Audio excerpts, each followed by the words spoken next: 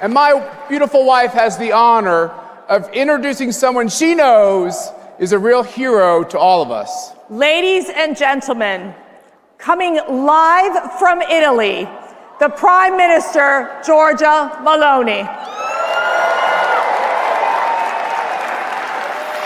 There she is. Thank you, Matt. Thank you, Mercy. And good morning, CPAC. How are you? Thank you very much for this opportunity to greet you, your guests, and above all, the incredible people of CPAC. You know how much I value this gathering, and I couldn't miss this edition, even if only from afar. And today, I address you with the pride of representing as Prime Minister an extraordinary nation that is Italy. A nation with a deep, unbreakable bond with the United States. And this bond is forged by history and shared principles.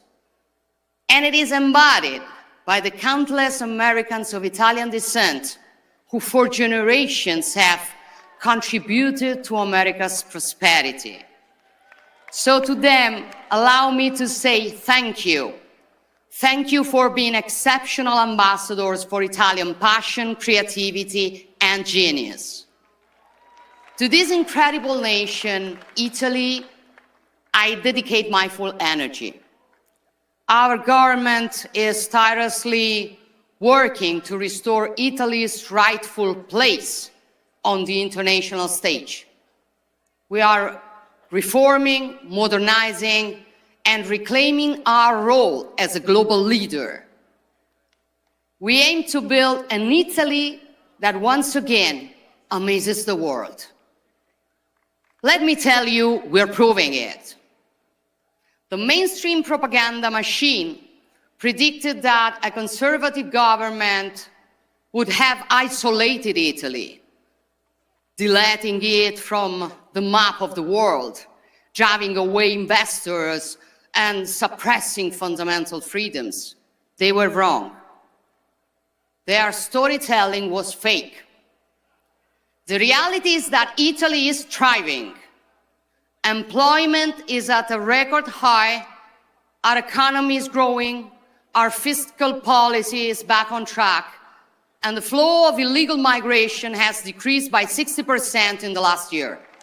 And most importantly, we're expanding freedom in every aspect of Italians' lives. Why? Because we conservatives do what we say. We do what is right. We fight for what we believe in. And moreover, we trust people, not fear them. Unlike the globalist elites who believe the government should educate the people, forcing them to accept policies they never asked for, we believe in democracy. We serve the people, we do not rule over them. CPAC understood this fight.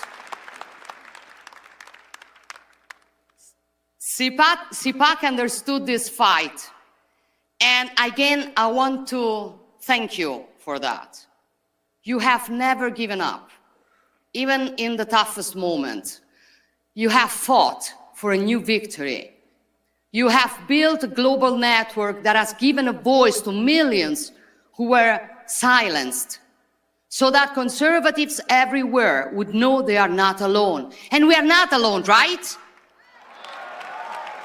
CPAC understood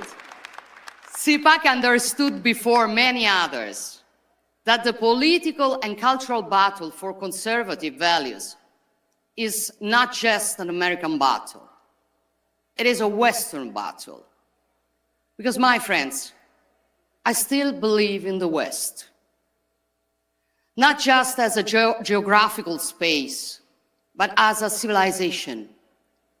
A civilization born from the fusion of Greek philosophy, Roman law, and Christian values. A civilization built and defended over centuries through the genius, energy, and sacrifices of many. When we say West, we define a way of understanding the world where the individual is central, life is sacred, all men are born equal and free, the law applies equally to all, sovereignty belongs to people, and freedom comes before everything else.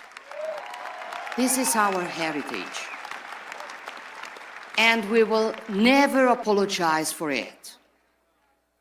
My question for you is, can this civilization still defend the principles and values that define it? Can it still be proud of itself and aware of its role? I think so. So we must say loudly and clearly to those attacking the West from the outside and those sabotaging it from within with virus of cancel culture and woke ideology, we must say to them that we will never be ashamed of who we are. We affirm our identity. We affirm our identity and work to strengthen it, because without a deep-rooted identity, we cannot be great again. The radical left wants to erase our history, undermine our identity, divide us by nationality, by gender, by ideology, but we will not be divided, because we are strong only when we are together. And if the West cannot exist without America, or rather the Americas, thinking of the many patriots fighting for freedom in Central and South America, then it also cannot exist without Europe. Our adversaries hope that President Trump will move away from us. But knowing him as a strong and effective leader, I bet that those who hope for divisions will be proven wrong. I know some of you may see Europe as a distant or even lost. I tell you, it is not. Yes, mistakes have been made, priorities have been misplaced, especially due to ruling classes and mainstream media that imported and replicated in the whole continent the most reckless theories of American liberal leftism. These are the same elites who were recently outraged by J.D. Vance's speech in Munich, in which the Vice President rightly stated that before discussing security, we must know what we are defending. He wasn't talking about tariffs or trade balances on which we will each defend our interests while preserving our friendship. We don't need to say how interconnected our economies are and how the unpredictable results of a trade clash would play into the hands of other great powers. Vice President Vance was discussing something deeper: identity, democracy, freedom of speech. In short, Europe's historic role and mission. Many pretended to be outraged, calling for European pride against an American daring to lecture us. But let me tell you, as someone who is proud to be European, first, if those who were outraged had shown the same pride when Europe lost its strategic autonomy, tying its economy to autocratic regimes, or when European borders and our way of life were threatened by mass illegal migration, now we would live in a stronger Europe. Second, these ideas are not new for many of us. Brave European leaders have been saying this for a long time.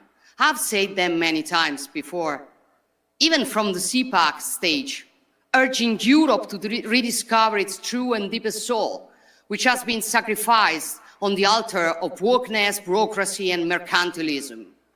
These are common sense ideas, now shared by a majority of European citizens, as election results have shown. So Europe is far from lost, and it will never be lost as long as conservatives remain in the fight. There is a growing awareness. There is a growing awareness in Europe that security is now the top priority. You cannot defend your freedom if you lack the means or the courage to do so. Throughout history, Europeans and Americans have shown they are hearers to Pericles' words. Happiness depends on freedom, and freedom depends on courage. We proved this when we stopped invasions, won our independences, and overthrew dictators. And we have done it together the last 3 years in Ukraine, where a proud people fight for their freedom against the brutal aggression. And we must continue today, working together for a just and lasting peace, a peace that can only be built with the contribution of all, but above all, with strong leaderships. And I know that with Donald Trump leading the United States, we will never again see the disaster we saw in Afghanistan 4 years ago. So, border security, energy security, economic security, food security, defense and national security. For a simple reason, if you are not secure, you are not free. And when freedom is at risk, the only thing that you can do is to put it in the wiser hands. That is why conservatives keep on growing and are becoming more and more influential in European politics. And that is why the left is nervous. And with Trump's victory, their irritation has turned into hysteria. Not only because conservatives are winning, but because conservatives are now collaborating globally. When Bill Clinton and Tony Blair created the global leftist liberal network in the 90s, they were called statesmen. Today, when Trump, Meloni, Milei, or maybe Modi talk, they are called a threat to democracy. This is the left's double standard. But we're used to it. We are used to it. And the good news is people no longer believe in their lies. Despite all the mud they throw at us, citizens keep voting for us. Because simply, people are not naive as the left considers them. They vote for us because we defend freedom. We love our nations. We want secure borders. We preserve businesses and citizens from the green leftist insanity.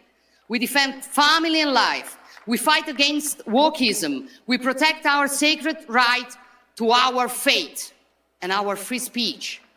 And we stand for common sense. So ultimately, our struggle is hard. But the choice is simple. Will we surrender to decline? Or will we fight to reverse it? Will we let our civilization fade? Or will we stand up and defend it? Will we leave our children a weaker world or a stronger one? Will we want the new generations to be ashamed of their roots? Or will we recover awareness and pride of who we are and teach it to them? I made my choice long ago, and I fight every day to honor it. And I know that I'm not alone in this battle, that you are all standing with me, that we are all standing together. And believe me, this makes all the difference. Thank you all. God bless you, and God bless the free nations of the world.